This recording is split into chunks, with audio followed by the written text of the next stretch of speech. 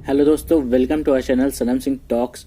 तो दोस्तों finally money heist का वॉल्यूम 2 आ चुका है और वेब सीरीज का एंड कर दिया गया है दोस्तों। और मनी हाइस्ट अपने फैंस के एक्सपेक्टेशन पर खरी उतरी है दोस्तों। तो अगर अब बात करें मनी हाइस्ट के सीजन 5 के वॉल्यूम 1 के लास्ट एपिसोड के बारे में, जहां पर टोक्यो और गांधिया के बीच फाइट सीक्वेंस हो रही होती है और टोक्यो गांधिया और उनके साथ आर्मी ऑफिसरों को बम से उड़ा देती है, और ठीक वहीं से ही वॉल्यूम 2 का फर्स्ट एपिसोड स्टार्ट होता है। पर वॉल्यूम 2 आने के पहले दोस्तों काफ़ी सारी फैन थ्योरीज बनाई जा रही थी कि क्या टोक्यो अभी भी जिंदा है और क्या प्रोफेसर इस चोरी को अंजाम दे पाएंगे, और क्या वेब सीरीज के अंत में प्रोफेसर और उनकी टीम जिंदा बच पाएगी, और वो लोग सोना कैसे बाहर निकालेंगे, और आखिर टीम का क्या होगा, प्रोफेसर का क्या होगा। ऐसी कई सारी फैन थ्योरीज बनाई जा रही थी।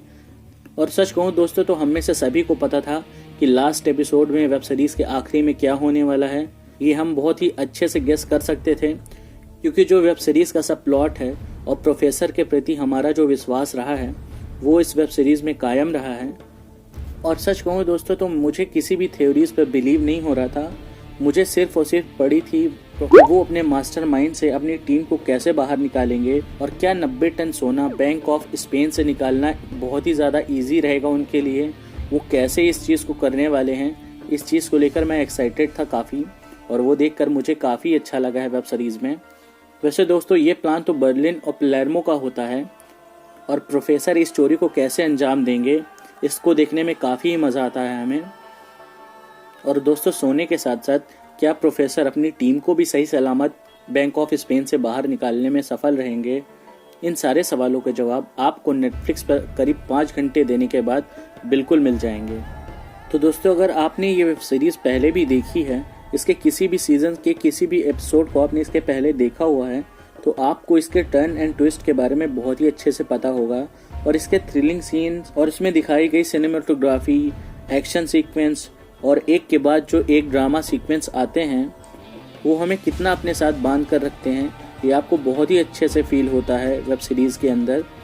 या ये बात कहना गलत नहीं होगा कि टेक्निकली ये वेब सीरीज़ बहुत ही अच्छी लगती है हमें। इसके जो कैरेक्टर डेवलपमेंट, कैरेक्टर से हमारा अटैचमेंट और स्क्रीन प्ले और लिखे गए कैरेक्टर्स के साथ जो उनका संवाद एक दूसरे के साथ रहता है, और हर कैरेक्टर जो स्पेसिफिक अपनी छवि बना कर रखता है, जैसे डेनवर का वो हंसना और पेलर्मो का सनकी होना और बर्लिन की बीमारी, और बहुत सारी चीज़ें जो कैरेक्टर्स के साथ हमें दिखाई गई हैं वो हमें कैरेक्टर से प्यार करने पे मजबूर कर देती हैं। और दोस्तों ये रिव्यू स्पॉइलर फ्री है, इसलिए मैं ज़्यादा डिटेल्स आपको नहीं बता सकता हूँ, वरना आपका वेब सीरीज़ देखने का एक्सपीरियंस ख़राब हो जाएगा। पर एक सेकेंड दोस्तों, ऐसा नहीं कि वेब सीरीज़ बहुत ही ज़्यादा परफेक्ट है, ऐसा नहीं है कि इसमें कुछ खामियां नहीं हैं। बिल्कुल इसमें भी खामियां नज़र आई हैं मुझे, जो मैं आपको पॉइंट वाइज बताता हूँ। दोस्तों वेब सीरीज़ के पहले पॉइंट की कमी ये है कि वेब सीरीज़ हमें कुछ भी अच्छा नहीं सिखाती है। इसमें ऑब्जर्व करने वाली कोई भी बात नहीं दिखाई गई है, और वेब सीरीज़ एक घटिया मेंटालिटी को बढ़ावा देती है, जिसे मैं बिल्कुल भी जस्टिफाई नहीं करूँगा। मैं इसका पूरा विरोध करता हूँ कि इस वेब सीरीज़ को सिर्फ आप एंटरटेनमेंट के ही नज़र से देखें। इसमें बताई गई एक भी बात आप बिल्कुल भी ऑब्जर्व ना करें, इसे एक बार देखकर एंटरटेनमेंट समझकर भूल जाएं। और दूसरे पॉइंट ऑफ व्यू की बात करो दोस्तों, तो टोक्यो के मर जाने के बावजूद भी हमें उसका वॉइस ओवर बैकग्राउंड में सुनाई पड़ता है, और ये क्यों किया है डायरेक्टर ने, मुझे ये समझ में बिल्कुल भी नहीं आया है। और अगर दोस्तों अब बात करें तीसरे पॉइंट की, तो दोस्तों टेंशन के माहौल में भी जो डेनवर का इंटीमेट सीन दिखाया गया है दोस्तों, डायरेक्टर ने वो सीन दिखाकर सच में दिमाग की दही कर दी है। मुझे नहीं समझ में आया ये क्यों दिखाया गया है, इसको डालने की कोई भी ज़रूरत नहीं थी। और चौथा पॉइंट ये है दोस्तों, जो बर्लिन के बेटे का कैरेक्टर वेब सीरीज़ में दिखाया गया है, मुझे नहीं लगता उस कैरेक्टर की कोई भी ज़रूरत थी वेब सीरीज़ में, बट इसे डालकर वेब सीरीज़ को थोड़ा बड़ा ही किया गया है। और उसके साथ दिखाया गया लास्ट का जो ट्विस्ट दिखाया गया है वो भी मुझे बहुत ज़्यादा प्रभावित नहीं करता है। वो नहीं भी होता तो वेब सीरीज़ आपको पसंद आती, बट डायरेक्टर उसे दिखाकर क्या साबित करना चाह रहे थे ये मुझे बिल्कुल भी नहीं समझ में आया है। और अगर पांचवें पॉइंट की बात करूँ दोस्तों, तो मैं काफ़ी बेसब्री से आर्तुरो के कैरेक्टर को देखना चाहता था, और सच कहूँ दोस्तों तो मैं पर्सनली उस कैरेक्टर से ज़्यादा जुड़ पाया। और सच में दोस्तों वो कैरेक्टर से सच में मुझे इतनी ज़्यादा नफ़रत है, मैं उसे जब भी देखता था तो मुझे बस यही फील होता था कि प्लीज़ इसे गोली मार कर ख़त्म करो।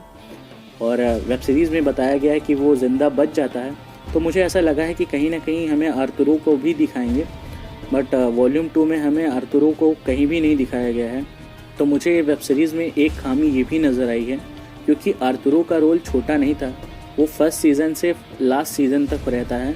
तो कहीं ना कहीं हमें उसका भी कोई बैक स्टोरी या फिर उसकी भी कुछ हैप्पी एंडिंग दिखानी चाहिए थी। तो दोस्तों ओवरऑल अगर इस वेब सीरीज़ के बारे में कहूँ दोस्तों, तो इसे सिर्फ एंटरटेनमेंट के ही नाम पर देखी जाए, और इस वेब सीरीज़ में आपको एंटरटेनमेंट कोट कर देखने को मिलेगा, जिसमें double meaning jokes, drama, acting और एक के बाद एक नए टर्न एंड ट्विस्ट आते हैं, और हर सीज़न का हर एपिसोड आपको नेक्स्ट एपिसोड देखने के लिए मजबूर करता है। और दोस्तों सीरीज़ हम्बली 18+ ऑडियंस के लिए ही है, क्योंकि इसमें बहुत सारा खून खराबा, गाली गलौज और इंटीमेट सीन्स भी दिखाए गए हैं। तो दोस्तों अब बात करेंगे वेब सीरीज़ की रेटिंग के बारे में। तो मैं मनी हाइस्ट के सीज़न 5 के वॉल्यूम 2 को देना चाहूँगा 7/10 स्टार। और आपको मनी हाइस्ट सीरीज़ कैसी लगी है और आपका एक्सपीरियंस कैसे रहा है वेब सीरीज़ के साथ, मुझे कमेंट सेक्शन में ज़रूर बताएं। और दोस्तों प्लीज़ चैनल को सपोर्ट करें, ज़्यादा से ज़्यादा शेयर करें और वीडियो को लाइक करें, और अगर नए आए हो चैनल पे तो प्लीज़ सब्सक्राइब करें। Thank you so much, bye.